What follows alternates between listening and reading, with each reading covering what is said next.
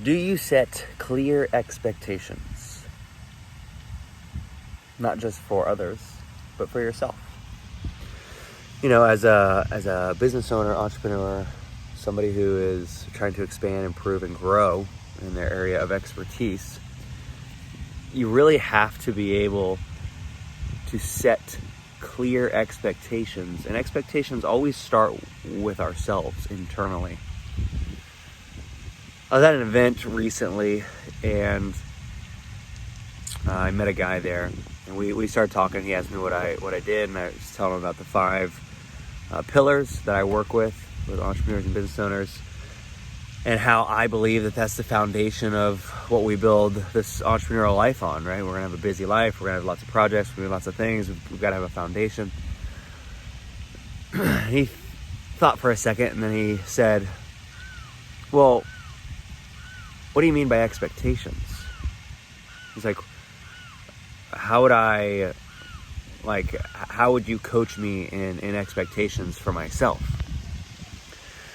And I said, well, first it starts with noticing, right? Or realizing. I said, let me ask you a question. I said, you are here for a reason, right? You're at this networking event. There's clearly a reason why you showed up. What is it that you're hoping to get out of the event?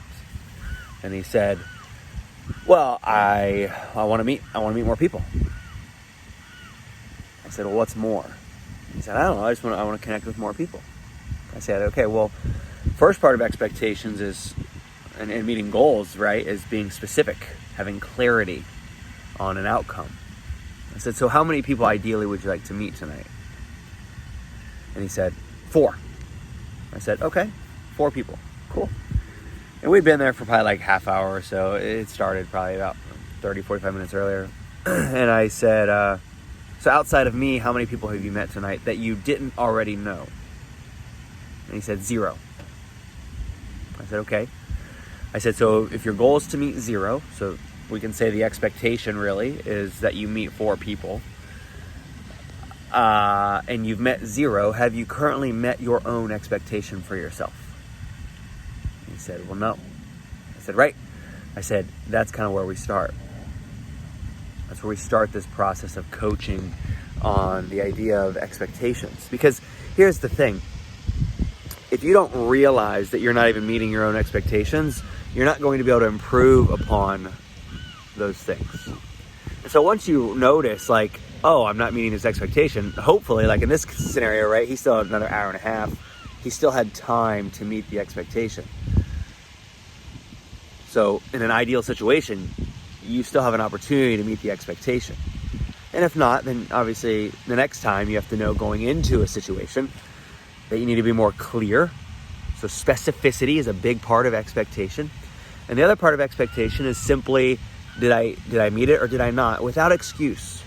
And there's nothing wrong with not meeting the expectation. Like, we're all gonna make mistakes. We're all gonna mess up. We're all gonna quote unquote fail, right? You're not really failing unless you're quitting. But we're all gonna fall short sometimes. And how you handle that falling short, how you handle not meeting that expectation, is everything for the growth. Did you note it and ensure to really dial in next time? Or did you kind of just brush it off and it's not a big deal? Because how you deal with expectations yourself is how you'll deal with expectations with others. And if you don't, so here's the catch. You see a lot of quote unquote leaders, we'll really refer to those as bosses, because they don't know how to lead well, but they know how to tell people what to do. And so a lot of bosses will set an expectation for, let's just say you, right? They set an expectation for you and you don't meet that expectation and they come down hard on you. Well, if they didn't meet that expectation themselves and they don't come down the same on themselves as they do for others, they're going to be out of alignment. And if you're out of alignment, it's only going to last so long before that opportunity isn't going to be available for you anymore.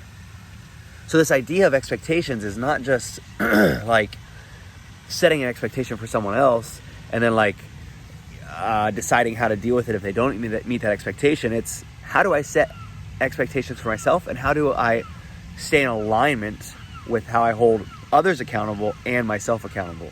Is it the same? Do I have the same expectations for myself as I do for others? Like, I'm not going to ask someone, this is me personally, I'm not going to ask someone to do something that I'm not willing to do. I'm not going to ask someone to risk something I'm not willing to risk. That's just me. So, in thinking about improvement and change and growth, right? Especially for entrepreneurs, small business owners, you know, you're constantly being inundated with all these different things that you need to do, things that you need to accomplish, things that you hope to get done. And really, if you don't have a clear expectation for yourself, you're not going to have a clear expectation for your team. If you don't have a clear expectation for either of those, you're ultimately going to just stay stuck in this cycle of frustration, confusion, lost. So I want to challenge you today to really think about this idea. Ask yourself this question. What was the last expectation that I set for myself that I met? What was the last expectation for myself that I didn't meet? And maybe even simply enough, when was the last time I recall setting a clear expectation for myself? Because I think what you're going to find is it's a practice.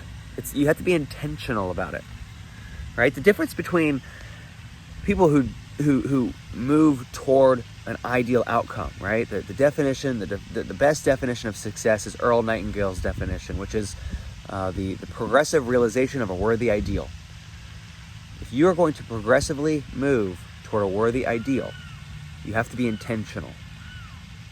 The difference between the person who gets there and the person who doesn't is intention. Are you intentionally setting expectations for yourself?